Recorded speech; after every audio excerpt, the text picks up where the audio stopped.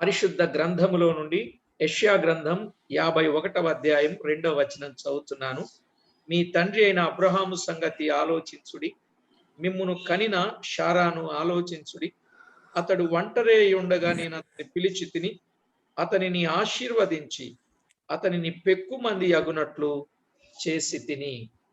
The verse reads like this, that is the book of Isaiah chapter 15 verse 2. Look unto Abraham your father and unto Sarah that bare you, for I called him alone and blessed him and increased him. చదవబడిన ఈ లేఖనములో నుండి దేవుడు మనతో మాట్లాడునట్లు చిన్న ప్రార్థన చేద్దాం. Let us say a word of prayer so that God will speak to us through this word. మహిమగల మా ప్రియ ప్రభువా, మహోన్నతుడవైన మా దేవ, మీ ఘననామమునకు స్తోత్రములు చెల్లిస్తున్నాం. Our God, you are the holy God, you are the majestic God, you are the gracious God. We thank you for this wonderful session. Abraham జీవితములో నుండి ఎన్నో ఆధ్యాత్మిక ధ్యానాలు మీరు మాకు అందిస్తూ మమ్ములను ఆత్మీయంగా స్థిరపరుస్తున్నందుకై స్తోత్రములు. You have been stabilizing us in our spiritual life by teaching spiritual insights from the life history of life details of Abraham. ఈ దినం కూడా మీరు మాతో మాట్లాడి మహిమ ఘనత కీర్తి ప్రభావములను ఆరోపించుకొనమని కోరుచు. Today also, Heavenly Father, please speak to us so that we can get edified in our spiritual lives. యేసు క్రీస్తు అమూల్యమైన నామమున స్తుతించి ప్రార్థించి వినయులమై వేడుచు ఉన్నాం మా పరమ తండ్రి. In the precious name of Lord Jesus Christ, we humbly pray. Amen. ప్రభునందు ప్రియులారా, మనం చదువుకున్న ఈ వచన భాగంలో మీ తండ్రి అయిన అబ్రహాము సంగతి, మీ తండ్రి అంటే ఆయన విశ్వాసులకు తండ్రి అని మనం అర్థం చేసుకుంటున్నాం. The word that is used here, your father, that is the father of the believers. Our God is the God of believers. ఆయనను గురించి మనము ఆలోచన చేసినప్పుడు ప్రియులారా, ఆ తండ్రి మనందరికీ మాదిరిగా ఉండగలుగునట్లు ప్రతి పరిస్థితిని ఆయన ఎలా ఎదుర్కొన్నాడో మనము కూడా అలా ఎదుర్కొని ఆయన నామాన్ని మహిమపరచాలని మనకు ముందటి వాడుగా, మాదిరి కలిగిన వాడుగా, మార్గదర్శిగా ఉన్నాడు. Abraham is projected before us as a model in order to imbibe in all activities of life. Even though there are oppositions and hurdles, he did not dwindle himself. Of course, even though he dwindled himself, he got right and he followed God and he got glory to God. మనము అబ్రహామును గురించిన వివరాలు ఆదికాండం 18వ అధ్యాయములో ఉన్న సంగతులను ధ్యానం చేస్తూ వస్తున్నాం. Presently, we are meditating upon the initial verses of chapter 18 of Genesis. ఈ 18వ అధ్యాయములో దేవుని సన్నిధిలో ఉన్న అబ్రహాముగా, అతడు మమ్మిరే దగ్గరున్న సింధూర వనములో అబ్రహాము ఎండవేళ గుడారపు ద్వారమందు కూర్చున్నప్పుడు యెహోవా అతనికి కనబడెను అనే మాటలు చూస్తున్నాం. The first verse of this chapter reads like this, and the Lord appeared unto him in the plains of Mamre, and he sat in the tent door in the heat of the day. Abraham మకాములు గత వారంలో మనం విన్నాం. ఆయన ఎక్కడ నుండి ఎక్కడికి వచ్చాడో ఆయన మజిలీలను గురించిన వివరాలు విన్నాం. In the previous week, we made a special study about the various stages wherein he touched upon from Ur to Hebron. 13 సంవత్సరాలు దైవ ప్రత్యక్షత లేని అబ్రహాముకు దేవుడు సారికి దాదాపు 1 yearకి 2 సార్లు దైవ ప్రత్యక్షత ఆయనకి కలుగుతూ ఉన్నట్లుగా మనం చూస్తూ ఉన్నాం. Starting from the initial step out, God appeared to Abraham in many times, nearly 2 times a day, two times a year. 1 year. Yeah. దేవుని కృపను బట్టి దేవుడే పరము నుండి భూమికి వచ్చి అబ్రహాముతో మాట్లాడి మళ్ళా పరమునకు వెళ్ళిపోతున్నాడని బైబిల్ గ్రంథంలో వ్రాయబడింది. The Bible reveals the fact that God took a lot of delight to come down from heaven to Abraham and talk to him, manifest himself to him, then go back to heaven. That was the delight of the Lord to speak to Abraham. దైవ ప్రత్యక్షత 13 ఏండ్లు ఎందుకు లేదంటే అతడు చీకటిలో ఉన్నాడు గనుక అతనికి దైవ ప్రత్యక్షత లేదు. ఇప్పుడు వెలుగు జీవితం కలిగిన వాడు గనుక దైవ ప్రత్యక్షతలు మెండైపోయాయి. There is a time wherein God did not appear to Abraham for 13 years. That was the dark time in his life.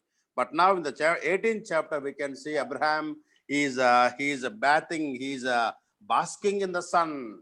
అదే విధంగా మనము కూడా వెలుగు జీవితం కలిగి దైవ సహవాసం కలిగి ఉన్నప్పుడు దేవునితో సమాధానం సహవాసం పోగొట్టుకొనకుండా నిర్మలంగా జీవించడానికి అవకాశం ఉన్నది.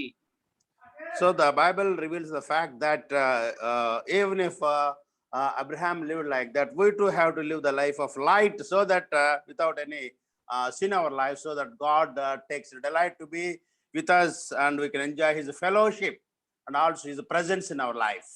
కాబట్టి ప్రభునందు ప్రియులారా, దేవుని పిల్లలమైనటువంటి మన బ్రతుకులో ఎప్పుడు వెలుగు జీవితంగానే ఉండాలి, ఎప్పుడు ప్రకాశత కలిగిన వారంగానే ఉండాలి, ఎప్పుడు పగటి సంబంధులంగానే ఉండాలి గాని రాత్రి సంబంధులుగా, చీకటి సంబంధులుగా, అంధకార సంబంధులుగా మనము ఎన్నటికీ ఉండకూడదు. As a born again believers, we have to live the life of light. We are the children of day. We are not the children of night and darkness. We are born again and we are the sons of God who is light. So we have to live a holy life for God. ఎప్పుడైతే ఇలాంటి అనుభవాన్ని మనము కలిగి ఉంటామో తప్పకుండా దేవుడు మనకు కూడా ఆయన వాక్య ప్రత్యక్షత ఆయన అనుగ్రహిస్తా ఉంటాడు. At that time, God physically appeared to Abraham, but during these days, God he will manifest to us through his mighty word. ఇక్కడ అబ్రహాముకు దైవ ప్రత్యక్షత కలిగినప్పుడు ముగ్గురు మనుషులు కనబడ్డారు. అందులో ఒకరు యెహోవా అని మనకు తెలియబడుచున్నది. At this juncture of chapter 18, 3 persons came to Abraham. One of them was Jehovah. ఇక్కడ ఒకనినే 18:3లో మనము చూస్తే ఒకనినే ఆ ముగ్గురులో ప్రత్యేకమైన మహిమతో ఉండే ఒకనిని పోల్చి ప్రభువా అని ఆయన పిలిచాడు.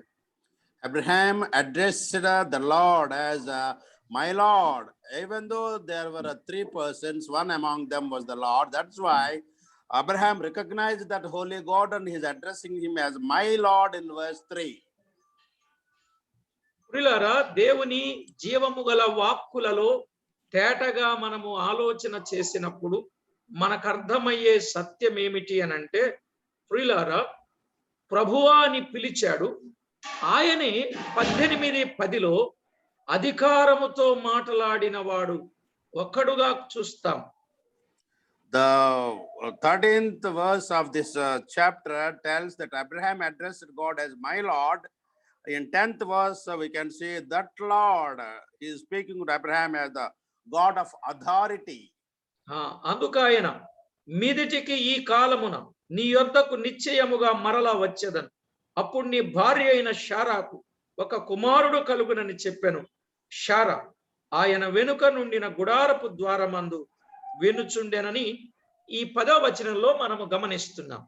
The verse 10 reveals the authority of God. Let us see what is that authority. And he said, I will certainly return unto thee according to the time of life. And lo, Sarah thy wife shall have a son. And Sarah heard it in the tent door which was behind him. ఇప్పుడు ఆ వ్యక్తి ఎవరో తేటగా అర్థమైంది 13వ వచనంలో. అంతటా యెహోవా అబ్రహాముతో అనే మాట చూస్తున్నాం. The person who has spoken to Abraham so far in verse 30, he addressed the Lord, the God as the Lord. In the 10th verse, God himself spoke to him in authority. 13th verse says he is specially the Lord. ఇప్పుడు అలాగూ అధికారముతో మాట్లాడిన ఆ ఒక్కడే ఆయనే యెహోవాగా మనకు తేటగా అర్థమవుతుంది. ముగ్గురు కనబడ్డారు, కానీ అందులో ఒక్కరు మాత్రమే యెహోవా. three persons appeared to Abraham at his tent, but among these three, one is the Lord, and that Lord is the Lord of authority, and he's speaking to Abraham. ఆ ముగ్గురిలో ఇద్దరు సాగిపోయినట్లుగా మనము చూస్తాం. Among the three visitors, two persons went away. ఆ ముగ్గురు సాగిపోయినటువంటి వారు సొదొమకు చేరినట్లుగా మనము చూస్తాం 19:1. We can see the couple of people who left that place. We can see them in the 19th chapter, initial verse. They reached Sodom and Gomorrah. అయితే ఆ ముగ్గురులో ప్రభువైన ఆయన అబ్రహాము ఉండిన తావులో నిలిచిపోయాడు. When the other two persons that departed to Gomorrah, God remained with Abraham, and he was talking to him in the 18th chapter. ఆ మూడవ వాడు యెహోవాయే మనుషుడుగా కనబడినట్లుగా ఆయన సన్నిధిని అబ్రహాము నిలిచి ఉన్నట్లుగా 18వ అధ్యాయంలో మనము ఆ మాటలు చదువుకోగలం. 22వ వచనంలో The third person was definitely the Lord, and he stayed with Abraham, and Abraham was praying to him, and we can see him talking to God in verse 22. కాబట్టి అబ్రహాము దేవుని సన్నిధిలో నిలుచున్నాడు. అయితే ఇక్కడ 22 నుండి మనము 33 వచనాలలో కనబడినప్పుడు సొదొమ గోమొర్రాల కొరకు అబ్రహాము ప్రార్థన విజ్ఞాపన చేసినట్లుగా చూస్తున్నాం. From verses 22 to 33, this portion reveals Abraham's intercession for Sodom and Gomorrah. ప్రియులారా, ఈ ప్రకారంగా పాత నిబంధనలో మనుషుడుగా కనబడిన యెహోవా రాబోవు అబ్రహాము సంతతిని గురించి 18:19లో తేటగా చెప్పాడు. The God who revealed himself like him to Abraham, he promised to Abraham that he will give him descendants in chapter 18, verse 19. కాలము పరిపూర్ణమైనప్పుడు మరియ గర్భమునందు రూపము దాల్చి హెబ్రీ 2:16లో వ్రాసినట్లు వాగ్దానము చేయబడిన ఆ అబ్రహాము సంతాన స్వభావమే ధరించుకొనినట్లుగా మనం చూస్తాం. Abraham's promise that he received from God, that we can see as the descendants, as fulfilled in the form of Jesus Christ coming down onto this universe, that we can see in Hebrews, the epistle of Hebrews chapter 2 verse 16. ఆ అబ్రహాము సంతాన స్వభావముని ధరించుకొని వాగ్దానములో ఇవ్వబడిన ఆ గొప్ప ప్రమాణమును తన యందు నెరవేర్చుకొనినట్లుగా చూస్తాం. So Abraham got promise like that, and through this promise, as a fulfillment to the promise, Jesus Christ tabernacled himself like that on this universe as our savior. Yeah. Abraham కుమారుడైన దావీదు కుమారుడైన యేసుక్రీస్తు వంశావళి అనే మాటలు మనము తేటగా అర్థం చేసుకుంటాం. That's why the New Testament begins with this verse in Matthew chapter 1 verse 1. The son of Abraham, the son of David. ఇలా వాగ్దాన సంతానమైన యేసు ప్రభువే తుదకు సిలువలో భూమి మీద సమస్త జనులను ఆశీర్వదించి ప్రాణం పెట్టి మరణించి తిరిగి లేచాడు అనేది మనం ఎరిగిన సత్యం. The spiritual truth is that the seed of the promised seed of Abraham, that's Jesus Christ, he came down to this universe in order to save us, and he was crucified on the cross so that he could lay down his life and prepare for the great salvation. అయితే 18వ అధ్యాయం 2వ వచనంలో అతడు వారిని చూచి గుడారపు వాకిటి నుండి వారిని ఎదుర్కొనుటకు పరుగెత్తి అనే మాట అబ్రహాముకున్న ఆసక్తిని కనపరుస్తుంది. Abraham was so delighted when he saw the three persons, so he stood up, he ran up to receive them and to host them hospitality. పరలోకపు వ్యక్తులను ఎదుర్కొనడానికి అబ్రహాములో ఉన్నటువంటి ఆ ఆశ ఎంత బాగుందో చూడండి. Abraham's heart desire was to host hospitality for them, so that's why he was running. He ran to meet them for the tent door. ఈలాగున పరలోకపు వ్యక్తులని చెప్పిన మాటలు పరిశుద్ధులు పరలోకానికి వెళతారు. వారి విషయంలో మన ఆసక్తి ఎలా ఉందనేది రుజువు చేసుకోవడానికి ఆ మాట ఉపయోగించాల్సి వచ్చింది. Here the three visitors are the people from heaven, and born again believers also were also born again to the heaven. So we చూడండి too have to have, yeah, we too have to have hospitality like that. Okay. కొన్నిసార్లు దేవుని సేవకులు మన గృహాలకు వచ్చినప్పుడు ఎంతో శ్రద్ధాభక్తులు కనపరుస్తూ ఉంటారు. కొన్నిసార్లు అసలు పట్టించుకొని ఎందుకు వచ్చాడు రా బాబు అన్నట్టు ఉంటారు. There are certain model houses, believers houses, who receive the works of God, the evangelists of God, and they show a lot of reverence and respect. But there are some families they neglect. కొన్ని చెప్పడానికి కొంచెం బాధగా ఉంది, అయినా తప్పదు, చెప్తాను. Okay, there are some facts. Of course, they are not palatable for us. ఒకటి, ఆయన బాగా నీటిగా వస్తే చక్కగా డ్రెస్ కోడ్ చేసుకొని చక్కగా నీట్గా మన గృహాలకు దర్శిస్తే ఈయనకేం తక్కువ, మనకంటే ఈయనే బాగున్నాడు అనే ఫీలింగ్ ఖచ్చితంగా వచ్చింది. The human psychology is that whenever the God servant comes neatly dressed, we think that he is well off, we need not help him.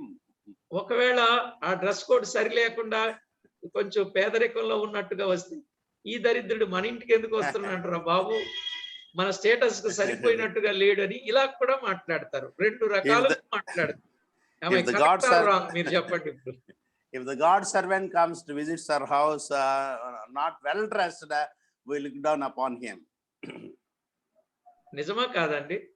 Am I right? మీరు చెప్పకపోయినా అలాంటి వాళ్ళు చాలా మంది ఉన్నారు. కానీ మీరు మంచి వాళ్ళండి, మిమ్మల్ని మిగతా వాళ్ళ సంగతి చెప్తున్నా. This is a fact based upon my experience, but our Zoom family, it's a good family. You are exception. వీళ్ళేం తక్కువ తినలేదులేండి, వీళ్ళు కూడా చిన్న కానికిస్తే చిన్న ప్రార్థన చేస్తారు, పెద్ద కానికిస్తే పెద్ద ప్రార్థన చేస్తారు. వీళ్ళేం సామాన్యులు కాదు. Evangelists also, like, they're all in the same boat. If they get a huge amount of gift, they pray longer prayers. నేను అటు ఇటు కూడా ఆలోచన చేస్తాను తప్పకుండా. So I have that balance of mind. I look at it towards pros and cons of the situation. ఏదేమైనా పరలోకపు మనుషులు అంటే పరిశుద్ధులు, వారి పట్ల మనము శ్రద్ధ కలిగి ఆతిథ్యం ఇచ్చేటటువంటి వారముగా ఉండాలి అనే సత్యాన్ని అబ్రహాము జీవితంలో నుండి నేను నేర్చుకున్నాను. From this incident of Abraham, we have to learn that we have to show a lot of respect and reverence and show great hospitality to the children of God. ఇక్కడ 18వ అధ్యాయములో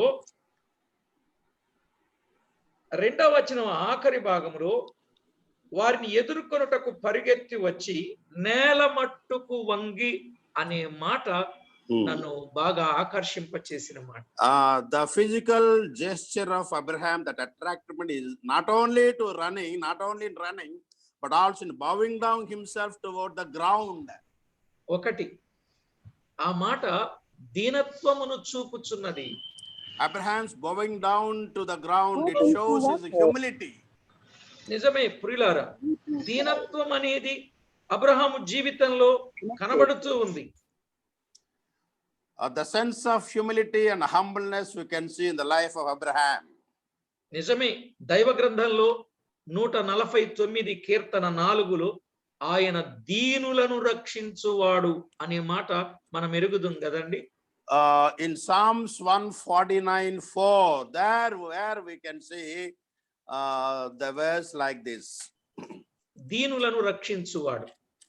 149:4, and the Lord taketh pleasure in his people, he will beautify the meek with salvation. Thank you అండి. రెండవదిగా ఆయన దీనుల మొర్ర ఆలకించేవాడు. కీర్తన 34:6లో వ్రాయబడి ఉంటుంది. Similarly, from the book of Psalms, let us go to Psalm 34 verse 6, wherein similar verse we can find. 34:6, this poor man cried and the Lord heard him and he saved him out of all his troubles. ఆయన దీనులకు సదుపాయములు కలుగచేయువాడు Our God is such a God that he provides provision for the meek and the humble. ఇలాగున ఎన్నో సంగతులు దైవ గ్రంథంలో వ్రాయబడినట్లుగా మనం ఎరుగుదాం ప్రియులారా. Such of the verses are plenty in the word of God. కనుక ఎవడు దీనుడై ఆయన మాట విని వణుకుచూ ఉంటాడో అట్టివారినే దేవుడు దృష్టిస్తాడని యెషయా గ్రంథం 66వ అధ్యాయములో మనం ఎరుగుదాం. In the book of Isaiah chapter 66, wherein we learn that God takes a delight to come to the people who are meek and humble. దీనుల విషయములో దీనత్వం ధన్యతకు సూచనని యేసుక్రీస్తు ప్రభువారు కొండ మీద చేసిన మొదటి ప్రసంగంలోనే ఆత్మ విషయమై దీనులైన వారు ధన్యులు, పరలోక రాజ్యము వారిది అని ఆయన చెప్పారు. In the epistle of Matthew, in the Sermon on the Mountains, God himself told about the meekness in the beginning of that 5th chapter, saying this, blessed are the poor in spirit, for theirs is the kingdom of heaven. Abraham నేల మట్టుకు వంగి చాలా దీనుడుగా ఉండి, ప్రభువా నీ కటాక్షము నా మీద ఉన్న ఎడల నీ దాసుని దాటిపోవద్దు అని మాట్లాడాడు 3వ వచనంలో. Bowing down to the heavenly host, Abraham was praying to him, don't depart from my house, please stay at my house. Like that, he's pleading the Lord to be with him.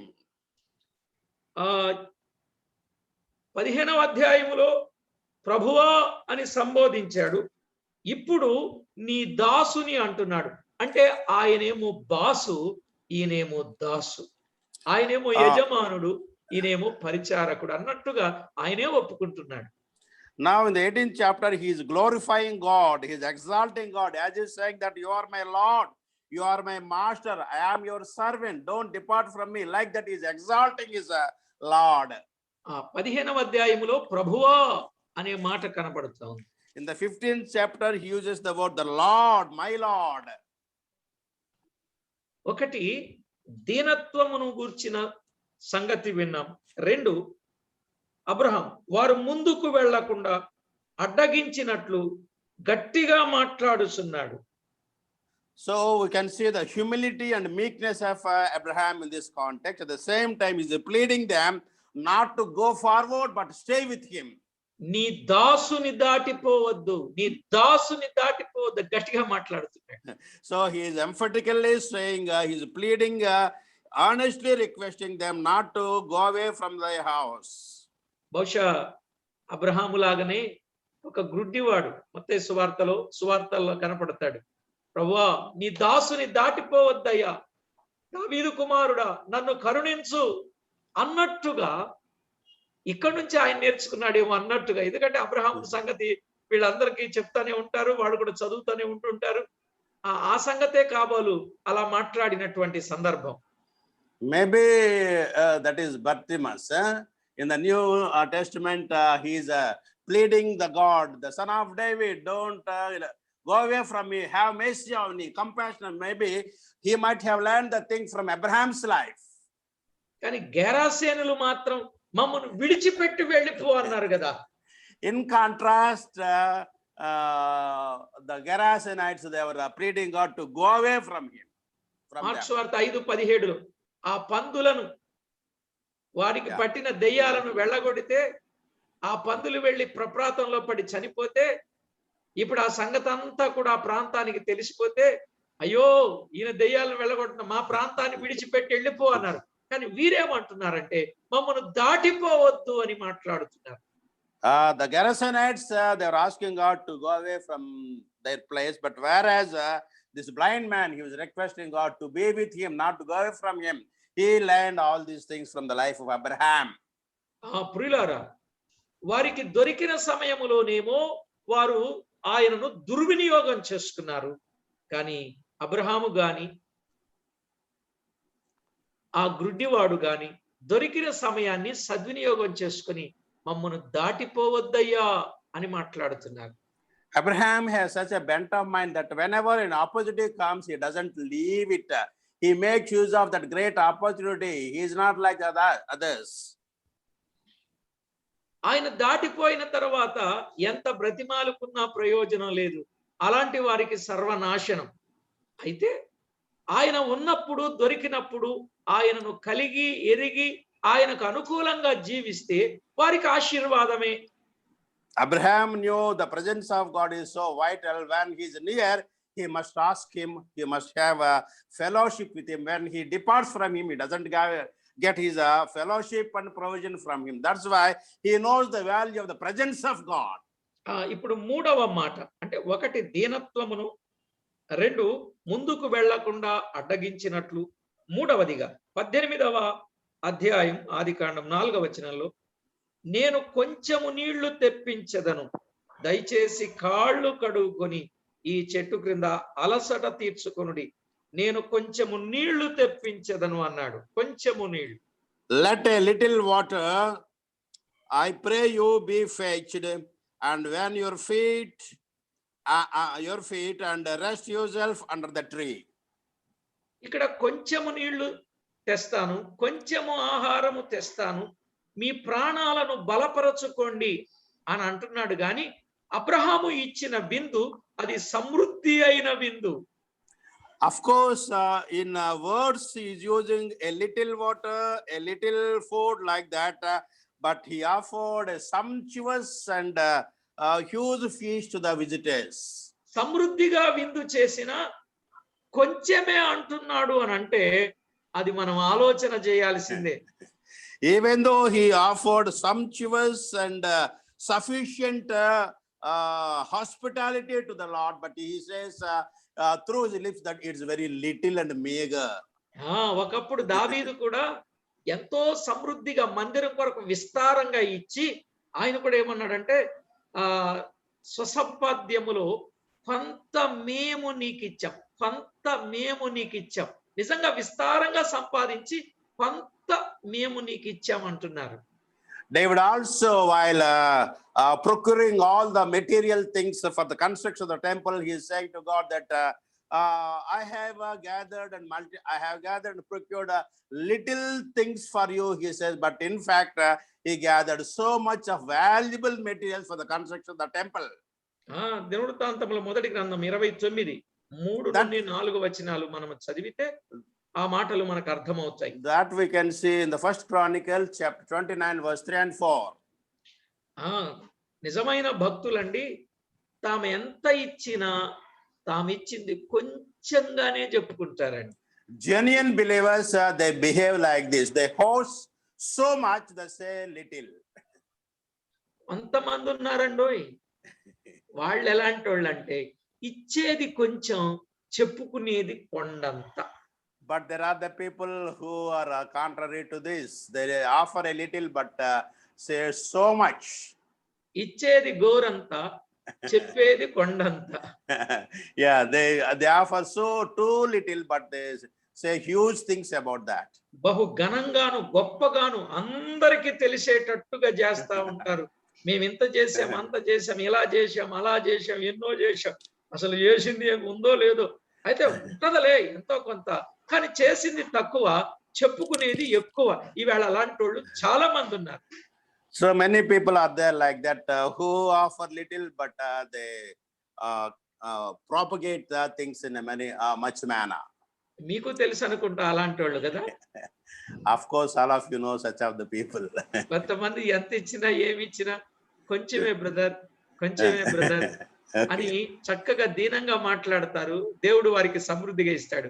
కొంతమంది కొంచెమే ఇచ్చి brother అంత చేశాను, ఇంత చేశాను, ఇన్ని చేశాను, అన్ని చేశానని గొప్పలు చెప్పుకుంటుంటారు. వాళ్ళకి ఏమీ ప్రయోజనం కలగదు. So God blesses people according to their heart's desire and also their practical giving. ఇక్కడ మనం ఇంకొక మాట ఆలోచన చేస్తే, Fourth point that we are going to deal with is కాళ్ళు కడుక్కొని చెట్టు క్రింద అలసట తీర్చుకొనుడి అనే మాటలు 4లోను 5లోను అలసట తీర్చుకొనుడి, మీ ప్రాణములను బలపరచుకొనుడి, ఆ తర్వాత మీరు వెళ్ళవచ్చును అని మాట్లాడాడు. he is requesting them to stay back and he is asking them to wash their feet and comfort themselves. చూడండి, అసలు ఎంత గొప్ప ఆతిథ్యం అనంటే దేవునికే దేవునికే నీళ్లు ఇచ్చినట్లుగా, వారిని అలసట తీర్చుకోమన్నట్లుగా, ఆహారం ఇచ్చినట్లుగా, ప్రాణములను బలపరచినట్లుగా కనబడతా ఉంది. నిజంగా ఇది ఎంత గొప్ప విషయమోనండి. ఇక్కడ చెప్పుకుంటే చాలా చెప్పుకోవచ్చు అనిపిస్తుంది నాకు. The hospitality is a great model for all of us. He is offering some little bit of water. He is offering them rest. He is requesting them to take shelter, get comforted. Then he hosted a big feast for them. 18వ అధ్యాయం 5వ వచనం ఆఖరిలో అన్నారు, వారు నీవు చెప్పినట్లు చేయుమనగా, నీవు చెప్పినట్లు చెయ్యి, నువ్వు ఏం చెప్పావో ఆ ప్రకారంగా చెయ్యి అని అంటున్నారంటే అబ్రహాము దేవుని దృష్టిలో యోగ్యుడిగా కనబడ్డాడు.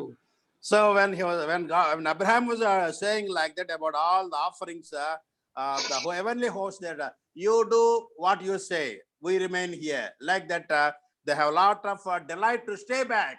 4వ మాట, నీవు చెప్పినట్లు చేయమంటున్నారంటే అబ్రహాము వారి దృష్టిలో నమ్మకమైన వాడు అని అర్థమైంది.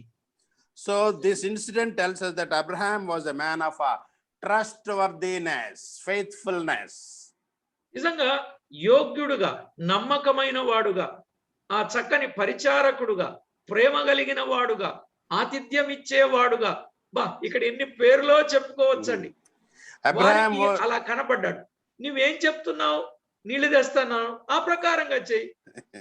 ఆహారం పెడతానన్నావు, ఆ ప్రకారంగా చెయ్యి. మీ ప్రాణములను బలపరచుకోమన్నావు, ఆ ప్రకారంగా చెయ్యి. నువ్వు ఇస్తే మేము బలపరచుకుంటాం.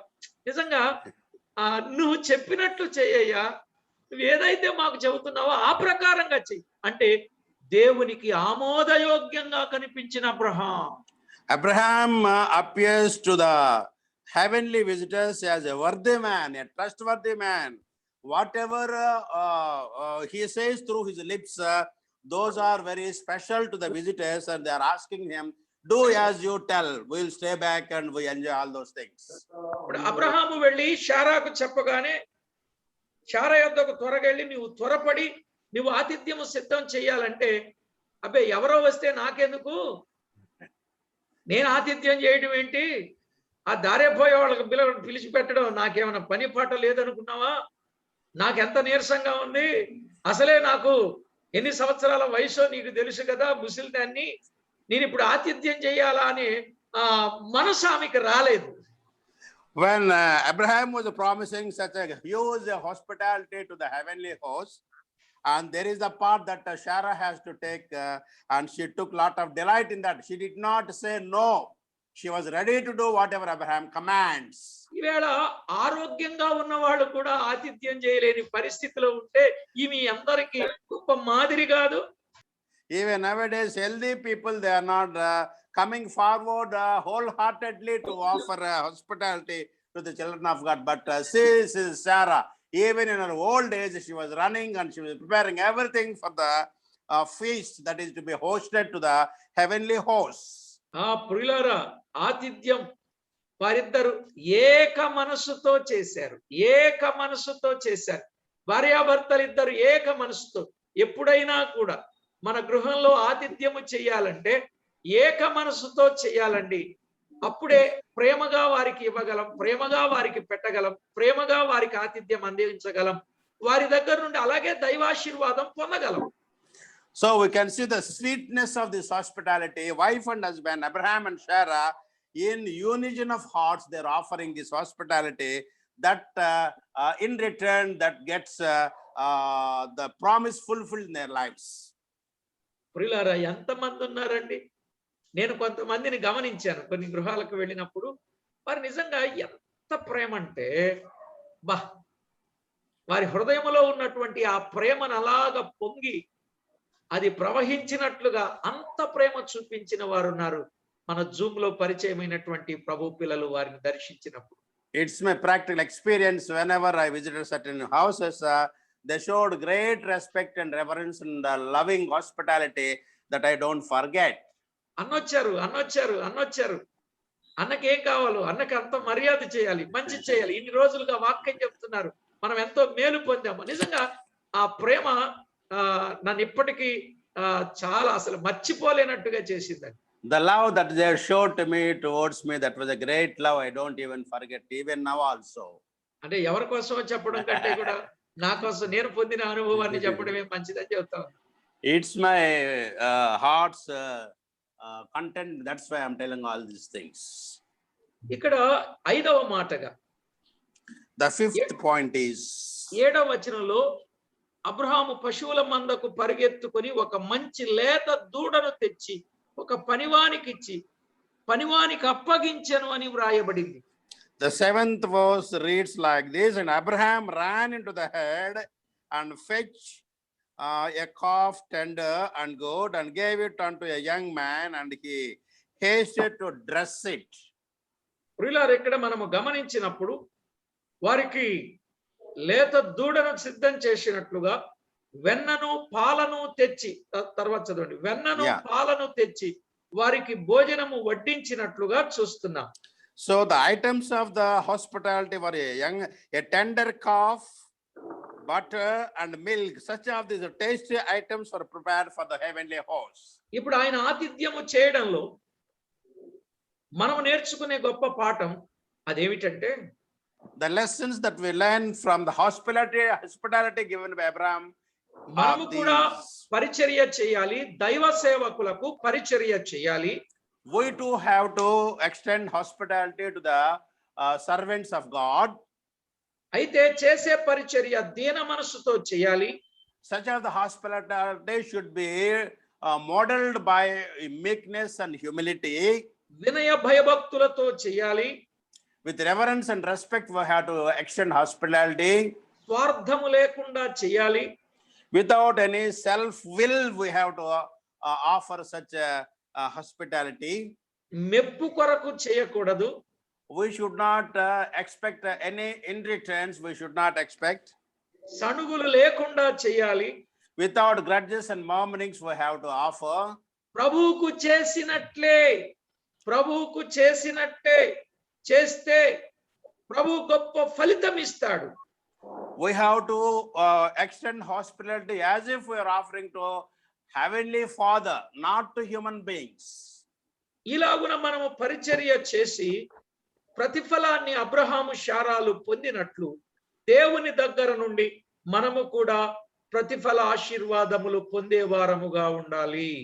Such services we have to render to the servants of God. Thereby we can get returns as if Abraham and Sarah got the promised seed. We too will get in return from God.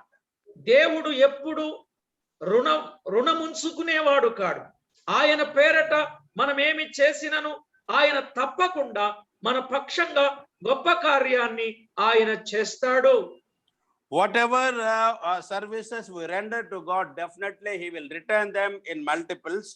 Our God is a God of great compassion. ప్రియులారా, ఇక పరిచర్యలను గురించిన వివరాలు చాలా ఉన్నాయి. దేవుని చిత్తమైతే తరువాత సమయంలో ధ్యానం చేద్దాం. సమయమైనది, ప్రార్థన చేసుకుందాం. So remaining portion of the verse we will study next week. Let us pray. ప్రభు పిల్లలమైన మన జీవితంలో ప్రార్థన చేయడం అది ఎంతో ప్రయోజనకరమైనటువంటిది. దానితో పాటు ప్రేమ చూపడం, ఆతిథ్యం ఇవ్వడం, ఇవి కూడా ఎంతో ప్రయోజనమైనవి. ప్రార్థన చేసుకుందాం. In the lives of believers, prayer is important. Similarly, we have to show love toward the children, servants of God, and also we have to extend hospitality. Let's pray. పరిశుద్ధుడవైన మా తండ్రి, మీకు స్తోత్రములు. Holy God, thank you for this wonderful session. మీ దివ్య వాక్యములో వ్రాయించిన ప్రతి సత్యము కొరకు స్తోత్రములు. Whatever spiritual facts you have preserved for us in our holy scriptures, we thank you, Lord. Abraham జీవితములో నుండి గొప్ప పాఠాన్ని మీరు మాకు నేర్పించినందుకై స్తోత్రములు చెల్లిస్తూ, You have taught us great spiritual truth today from the life of Abraham. మీ పేరట మేము ఎంత చేసినను కొంచెమే అనే అనుభవములో మేము ఉండి మీ పేరట విస్తారముగా చేయగలుగునట్లు మమ్మను సిద్ధపరచమని కోరుచు Teach us, just like Abraham, to host in a bigger way the hospitality, not in a meager way. యేసుక్రీస్తు అమూల్యమైన నామమున వేడుచూ ఉన్నాం మా పరమ తండ్రి. In the precious name of Lord Jesus Christ, we pray.